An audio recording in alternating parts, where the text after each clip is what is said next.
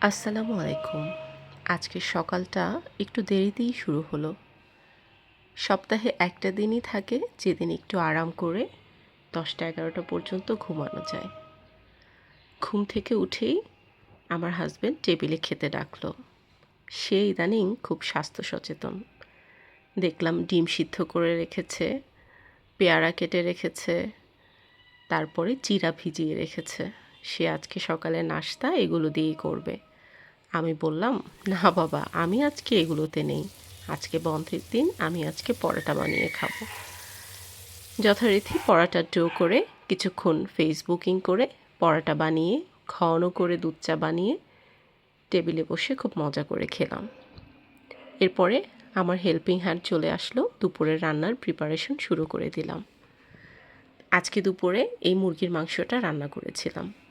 খুব সিম্পল একটা রান্না। প্রথমে মুরগিটা পেঁয়াজ কুচি দিয়ে ভালো করে ভেজে ওই পেঁয়াজ কুচিতেই আলুটাও ভালো করে ভেজে নিচ্ছিলাম।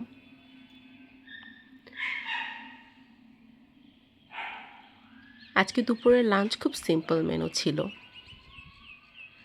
এরপর দিয়ে দিচ্ছিলাম আদা বাটা, রসুন বাটা, পেঁয়াজ বাটা। এগুলো দিয়ে খুব ভালো করে কষিয়ে তারপরে দিয়ে দিব হলুদ, মরিচের গুঁড়া, গোলমরিচের গুঁড়া এবং গরম মশলার গুঁড়া। তো যা বলছিলাম, ইদানিং মন চায় যে ইচ্ছাগুলো কখনো পূর্ণ করা হয়নি, সেই ইচ্ছাগুলোর সব কিছুই এখন শুরু করি। আমরা অনেক সময় ভাবি না যে আমাদের প্রস্তুতি থাকতে হবে, সব কিছুতে রেডিনেস থাকতে হবে। আসলে কি আমরা সব সময় রেডি হয়ে যেতে পারি সব কিছুর জন্য? অনেক রকম সীমাবদ্ধতা কিন্তু আমাদের থাকে।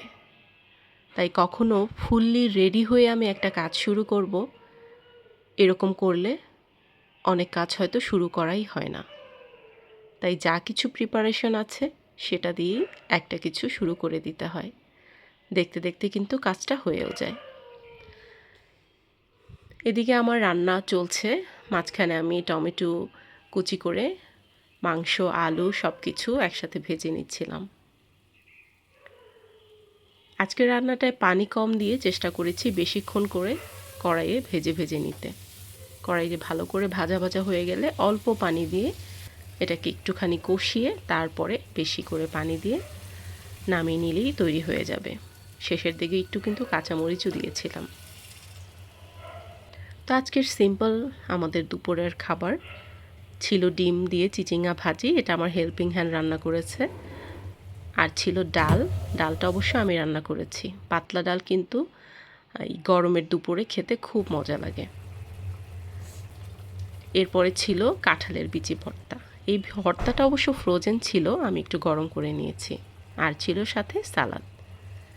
এই তো দুজনের সিম্পল রান্না, সিম্পল খাওয়া।